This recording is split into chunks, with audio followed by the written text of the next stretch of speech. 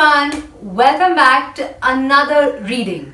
I am so glad you could make it. I hope you all are staying home and staying safe. Well, I thought we could start today's session with a song that you must have heard before. The name of the song is Flee, Fly, Flow. Yes, many of you may have even sung this song with me in the class. So, please feel free to repeat after me. Shall we begin? Great. Flee, flee, fly, flee, fly, flow. Flee, fly, flow, fish da. Kumbhalala, kumbhalala, kumbhalala, fish da. Odo, ono, onana, fish da. Eggs so many, talu many, oh wako many. Oh diddly odo, odo fishta, fish. Oh diddly odo, fish. I hope you all enjoyed that song. Well, today I want to talk to you about the author whose story we are going to be reading today. We are going to be reading a story by a world famous author called Lionni. Now, Lionni interestingly became a children's illustrator and author completely by mistake. He was in fact trying to entertain his two grandchildren when he had gone on a vacation with them. He wrote the story of the yellow dot and the blue dot and how the two dots came together to make one dot and then had to become two different dots all over again. Lionni was also very fond of nature and animals. In fact, when he lived in Amsterdam, he kept a lot of small pets in his attic room. Pets like birds, minnows, lizards and other such creatures. Perhaps that is why you see so many of such creatures in his picture books. Today, we are going to be reading a story about one such small creature, a mouse. And this story talks about friendship. Friendship between two unlikely friends? Well, let's read and find out. Let's begin. Alexander and the Wind-Up Mouse by Lionni.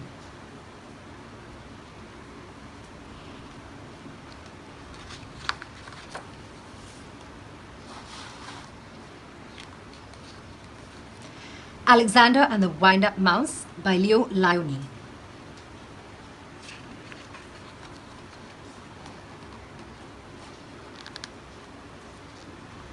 Help!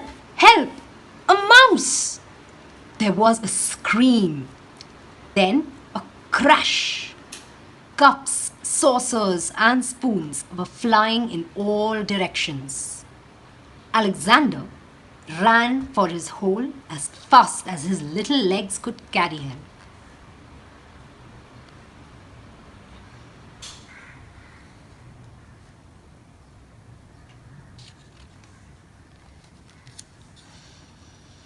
All Alexander wanted was a few crumbs, and yet every time they saw him, they would scream for help or chase him with a broom.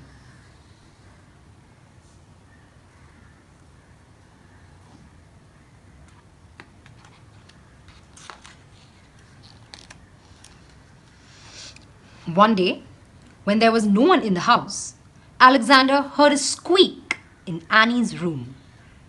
He sneaked in, and what did he see? Another mouse.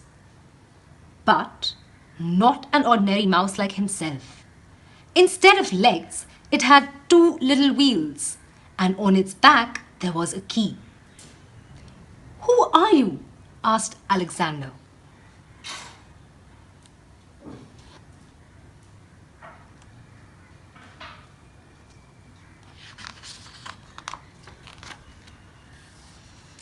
I am Willy, the wind-up mouse, Annie's favorite toy. They wind me to make me run around in circles. They cuddle me, and at night I sleep on a soft white pillow between the doll and a woolly teddy bear. Everyone loves me. They don't care much for me, said Alexander sadly. But he was happy to have found a friend. Let's go to the kitchen and look for crumbs, he said. Oh, I can't, said Willy. I can only move when they wind me. But I don't mind. Everybody loves me.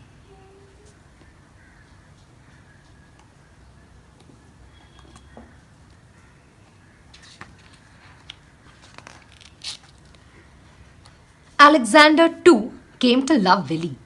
He went to visit him whenever he could.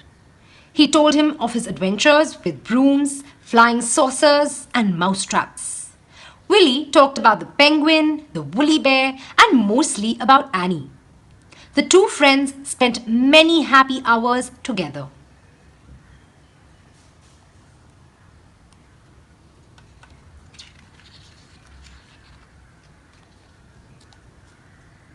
But when he was alone in the dark of his hideout, Alexander thought of Willy with envy.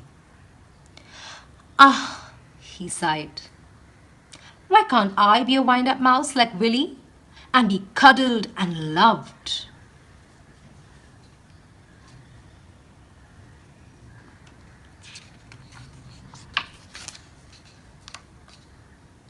One day, Willy told a strange story.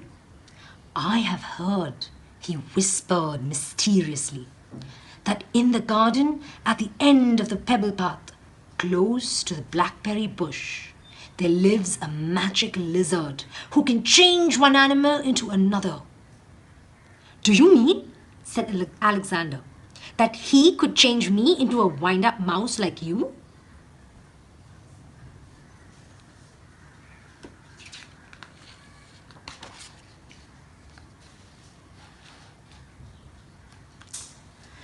That very afternoon, Alexander went into the garden and ran to the end of the path. Lizard, lizard, he whispered, and suddenly there stood before him, full of colors of flowers and butterflies, a large lizard. Is it true that you could change me into a wind-up mouse? Asked Alexander in a quivering voice. When the moon is round, said the lizard, bring me a purple pebble.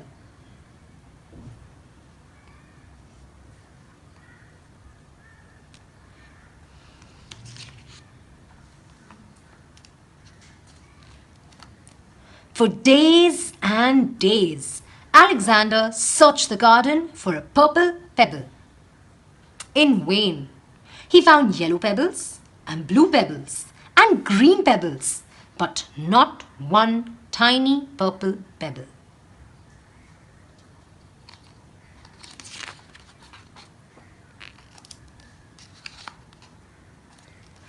At last, tired and hungry, he returned to the house. In a corner of the pantry, he saw a box full of old toys. And there, between blocks and broken dolls, was Willy. What happened? Said Alexander, surprised. Willy told him a sad story. It had been Annie's birthday. There had been a party and everyone brought a gift. The next day, Willy sighed. Many of the old toys were dumped in this box. We will all be thrown away. Alexander was almost in tears. Poor Willy, he thought. But then, suddenly, something caught his eye. Could it really be? Yes, it was. It was a little purple pebble.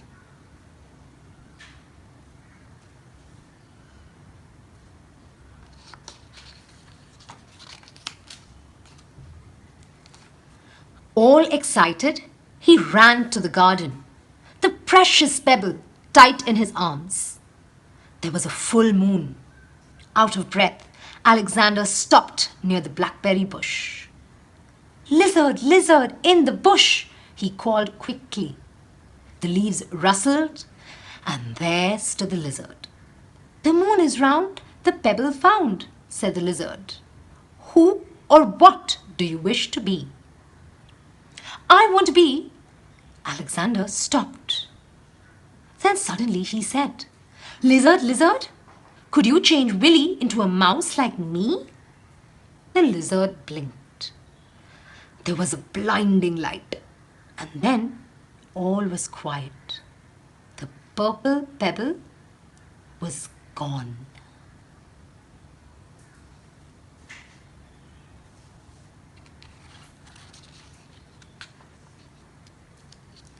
Alexander ran back to the house as fast as he could.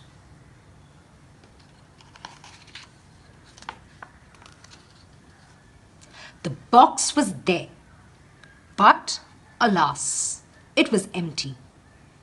Too late, he thought, and with a heavy heart, he went to his hole in the baseboard.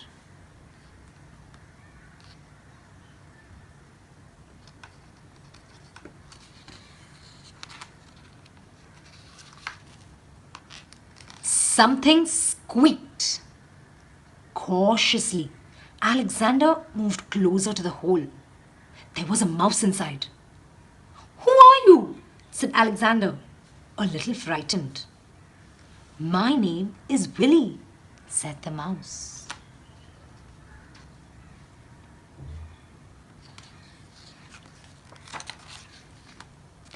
"Willy!" cried Alexander. The lizard did it!" He hugged Willy and they ran to the garden path, and there they danced until dawn.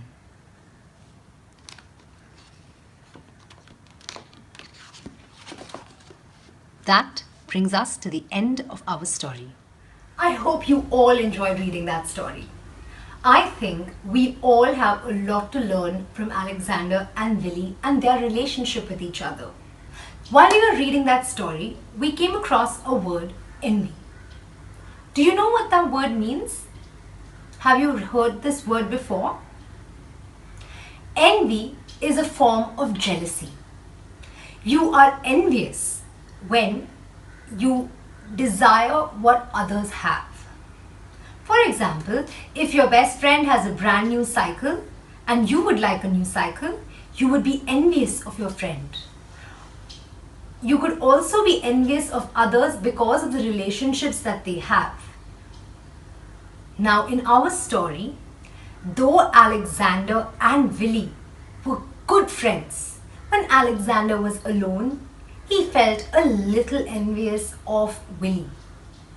Why was that?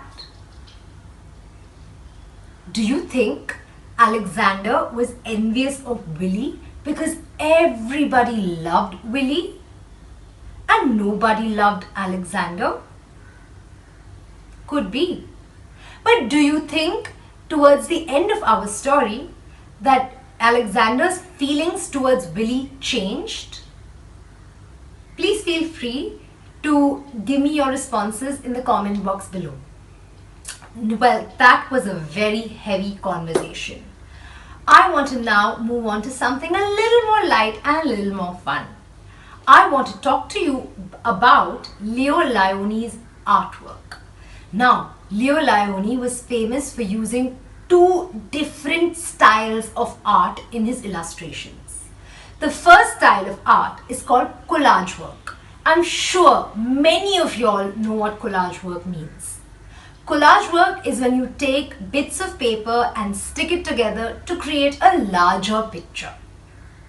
The second form of artwork that Lioni was famous for is called the paper marbling technique. Here is an example of paper marbling technique. You will find such illustrations in many picture books done by Lioni. Today, for our activity, we are going to try our hand at paper marbling technique. I know it sounds pretty difficult, right? But it isn't. And it is a lot of fun. So let's begin. Alright, so here are the materials that we will require for our paper marbling activity. Firstly, we will require plain sheets. Now make sure that you take light colored sheets because otherwise your colors will not pop on your paper. Next, you need a vessel or a plate which has a rim. Okay, see, this is the rim. This is very important because we are going to pour water inside this vessel or plate and the water cannot come out. Next, we need a jug of hot water. Yes, now since we are using hot water, please make sure you have an elder with you. Yes, do not do this on your own. We do not want to get hurt.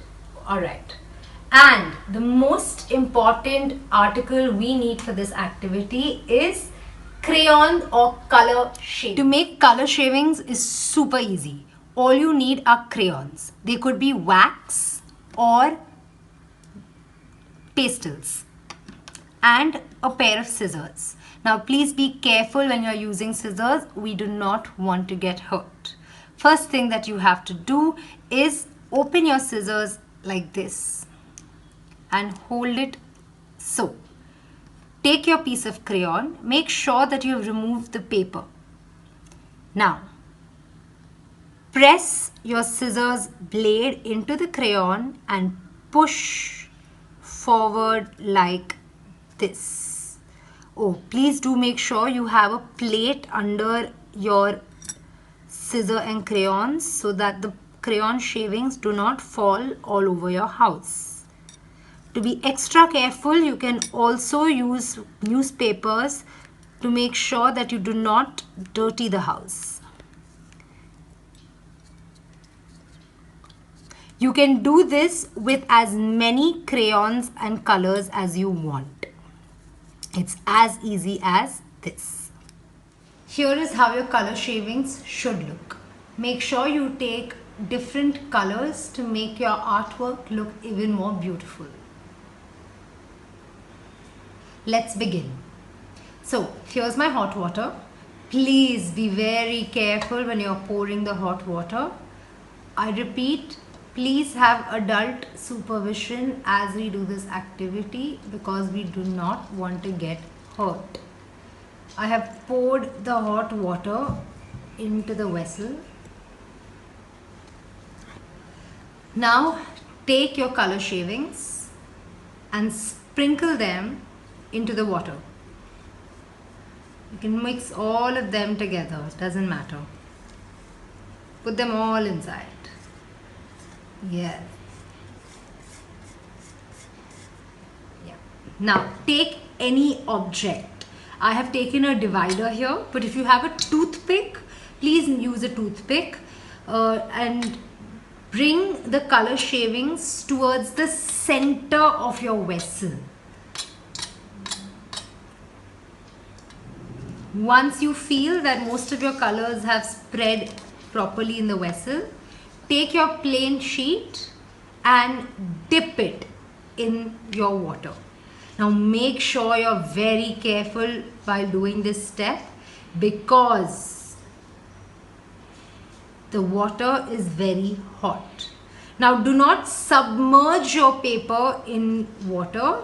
Just lightly keep it on the surface of the water and tap it lightly.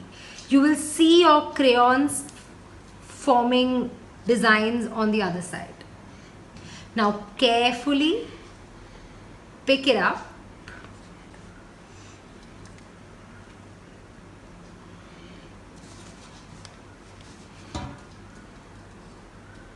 and here is your final artwork. Please make sure that your paper is fully dried before you pick it up or touch it.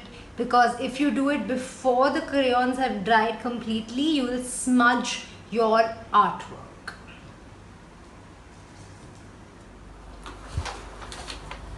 Here is my artwork.